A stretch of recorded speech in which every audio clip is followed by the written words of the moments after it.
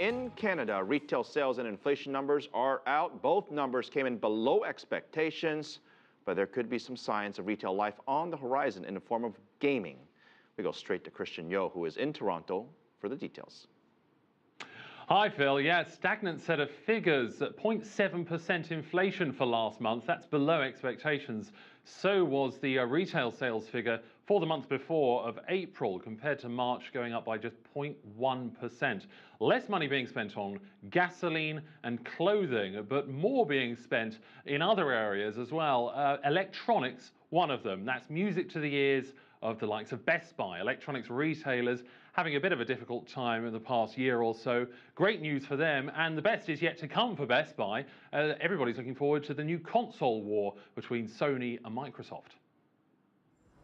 Official launch dates have yet to be confirmed, but by the end of the year, Sony and Microsoft will be competing for Christmas dollars with their new games consoles, the PlayStation 4 and the Xbox One. The two firms have bet on different corners of the market, with Microsoft aiming the Xbox One at sports-loving cable viewers, while Sony takes things back to basics. It's gamer focused. There'll still be TV-type stuff, but it's really primarily about gamers. They're also taking different approaches to content. While both brands are keen to carry the biggest selling titles, Sony has been on the charm offensive, getting smaller studios on board. If you want to compete with other console manufacturers, you want to have the games that are the most interesting and the best ones. And so I think that's why they're reaching out to indies, because they want to try and attract that talent.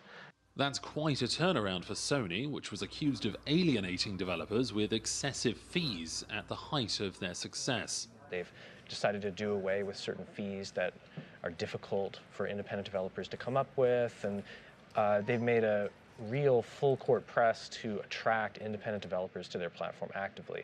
And that's not happening to the same degree with Microsoft. Drinkbox is one of a handful of independent studios in Toronto, producing downloadable games for the PlayStation 3 and the Vita. Mirroring changes in the music and film market, digital game sales are likely to grow rapidly as both PlayStation and Xbox expand their online stores. Smaller developers can sell online without distribution worries for far less than big studio releases sell for in big box stores. But doing away with discs and cutting out the retailers is increasingly attractive to the whole industry. If Sony distributes their games digitally and charges $60, they make a lot more money than if they charge $60 to have them sold at Best Buy, because Best Buy is taking money and they have to print manuals and people have to ship the games to the store in giant trucks. So, you know, at the end of the day, it's all about money. So as we've seen with mobiles and tablets, digital sales bring down the cost of entry, the barriers for developers, and they also bring down the retail cost for consumers.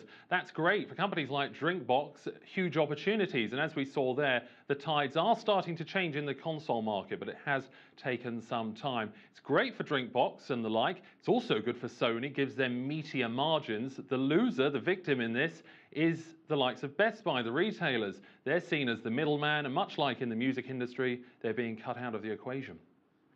Kristiaan Yeo, fun stuff. Have a good weekend joining us live from Toronto, Canada.